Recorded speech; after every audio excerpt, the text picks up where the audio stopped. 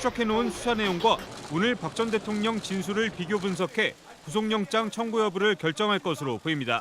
JTBC 김태영입니다.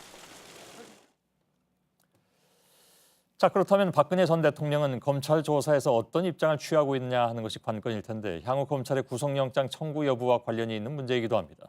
서복현 기자가 지금 옆에 나와 있습니다.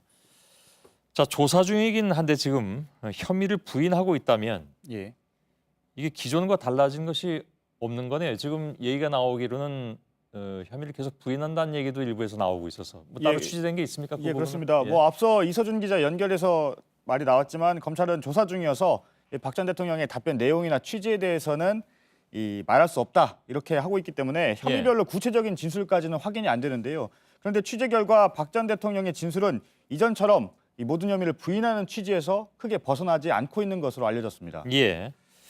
자, 아직 조사가 진행 중입니다. 아까 얘기한 것처럼. 그래서 조심스러운 부분이긴 합니다. 이런 얘기를 하는 것은. 근데 부인을 한다면 예를 들면 어떤 부분을 부인을 한다는 얘기입니까? 일단 최순실 씨의 사익 추구는 몰랐다. 이런 주장을 반복적으로 하고 있는 것으로 알려졌습니다. 그 얘기를 지금 뭐 뒤집어서 할 리는 없는 거죠, 사실. 그렇죠. 예. 그러니까 이 최 씨가 재단을 개입해서 자신이 세운 회사를 통해 이권을 챙겼거나 혹은 챙기려 했다는 점을 전혀 몰랐다는 취지입니다. 예.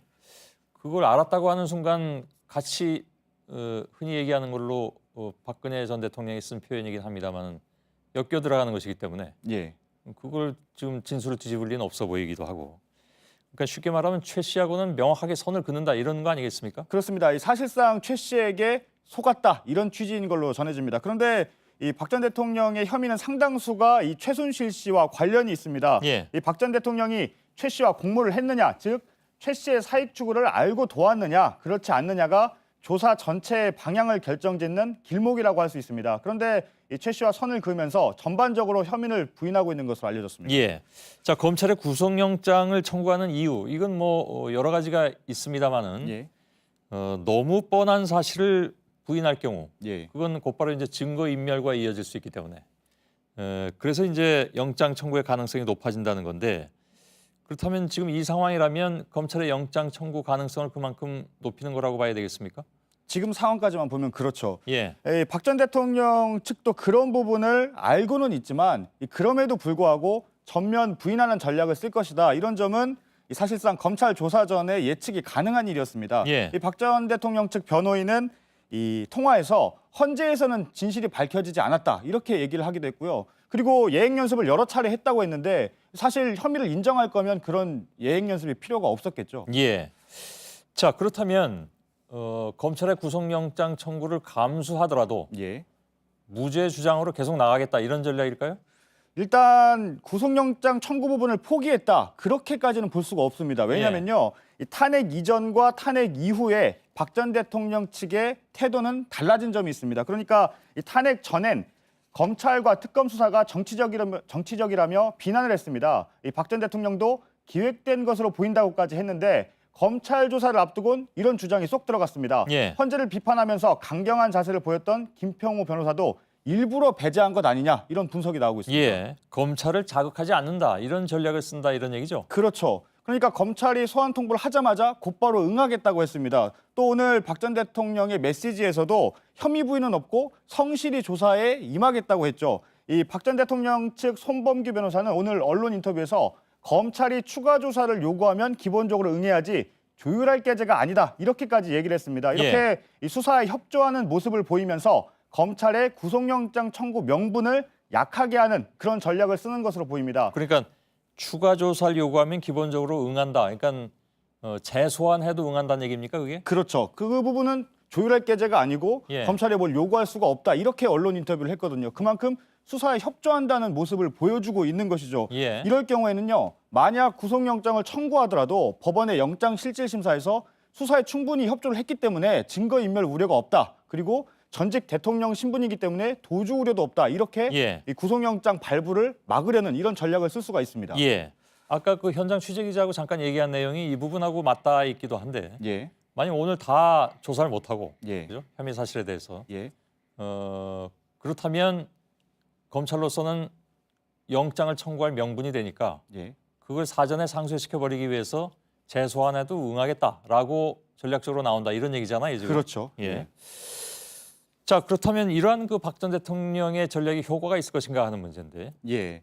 일단 이미 구속된 참모들과의 형평성 문제가 있고요. 예. 또 참모들은 박 전 대통령의 지시에 따라 한 것이라고 주장한 만큼 이 최종 책임은 박 전 대통령을 향하고 있기 때문에요.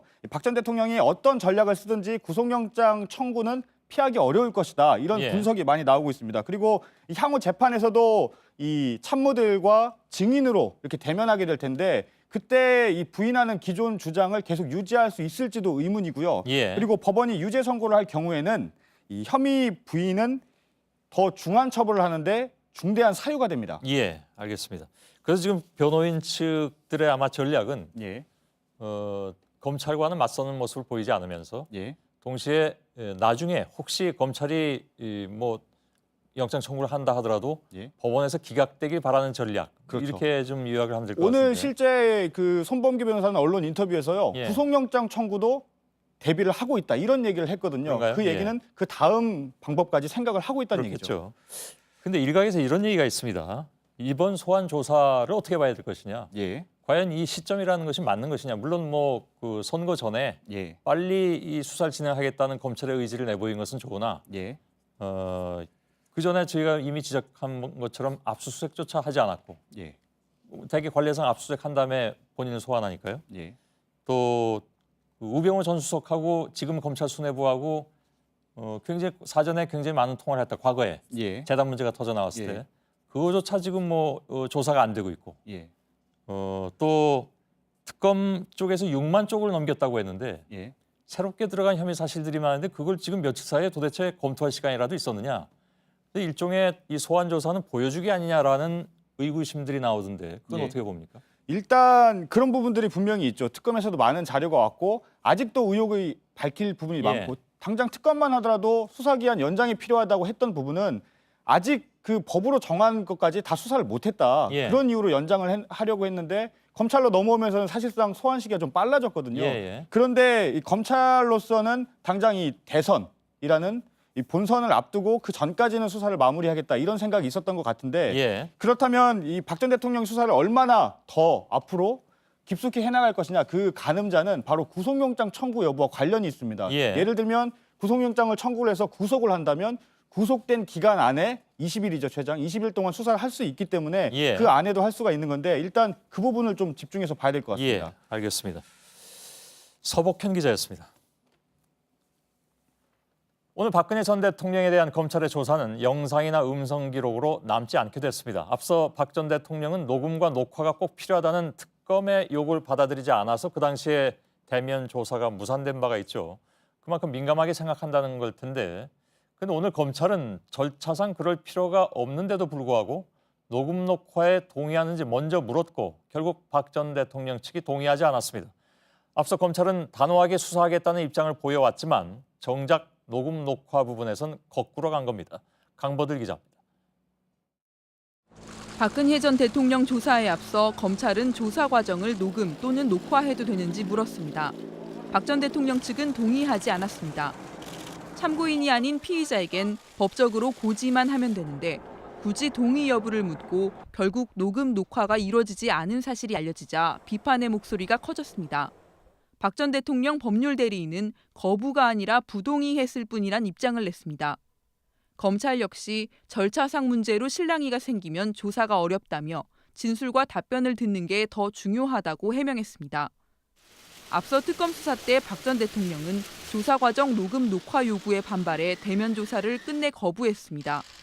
당시 특검은 녹음 녹화가 꼭 필요하다는 입장이었습니다. 대통령 대면 조사 과정에서 혹시나 일어날 수 있는 그런 부분들 때문에 특검에서는 녹음이나 녹화를 요구했던 것입니다. 진술을 번복하는 일을 막을 뿐 아니라 재판에서 조서의 증거 능력 등을 다툴 때 중요한 근거가 되기 때문입니다. 하지만 검찰이 녹음 녹화 권한을 사실상 포기하면서 헌정사상 첫 파면 대통령이 된 박 전 대통령 검찰 조사는 피의자 신문 조서 외에 어떤 기록도 남지 않게 됐습니다. JTBC 강버들입니다.